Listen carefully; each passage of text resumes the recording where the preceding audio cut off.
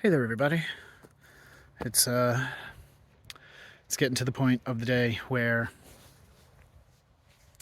I'm running out of daylight. It's the shortest day of the year, so of course, stuff has to show up.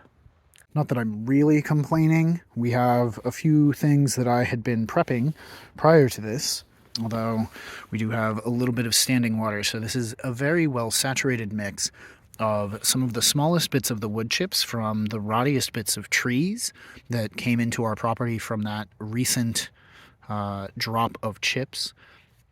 We've also got a bunch of biochar that I did as a session, and that soaked in the duck pond in one of our onion sacks. And then the last little bit of addition in here is that little guy there. We have some rabbit poops as well as some duck poops. I had shredded some leaves that we had used for bedding for them. And so what we have are a number of buckets, all of them either with a crack or a hole in the bottom or holes in the sides, just to give you an idea. And so all of these are going to receive a handful of seeds and then will be buried into a pile of wood chips. So that's what my project is today, and I'll tell you all about what things we're going to be putting in them. We got our shipment of seeds. This time, this year, we are going to be overwintering some improved seed, or some seed from some improved cultivars of pawpaw, the Asimina triloba. We've also got a handful of Lindera benzoin seeds, that is the spice bush. And then we also have a whole mess more of sea buckthorn, sea berry, the Hippophae rhamnoides. And so each of them is going to get dispersed into one of these, and then I'll kind of layer some and then do a little bit more and then layer some and then do a little bit more. And that is our plan. So let me get to doing this, and then I will show you what else is going on.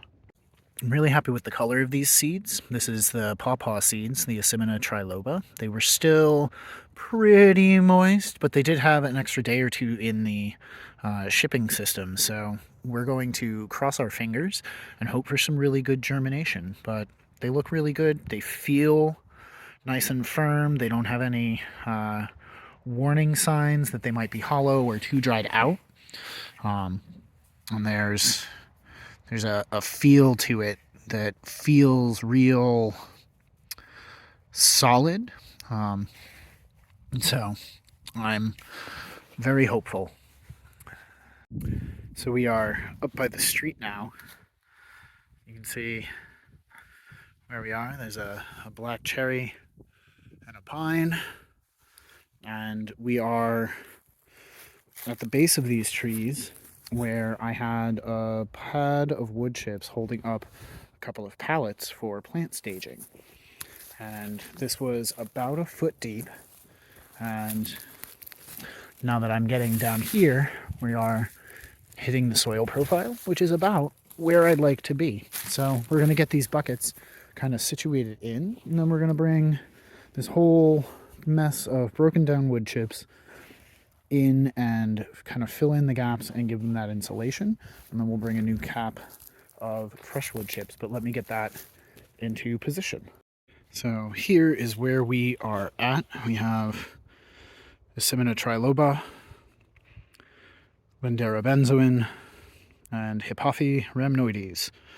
And so there's about a foot coming out this way and almost a foot coming out this way, and I do still have a little bit left on the edges here that will be banked up, but I realized that I grabbed the lids that don't have holes in them, so I will have to go and put some holes in these real quick. So just a sec.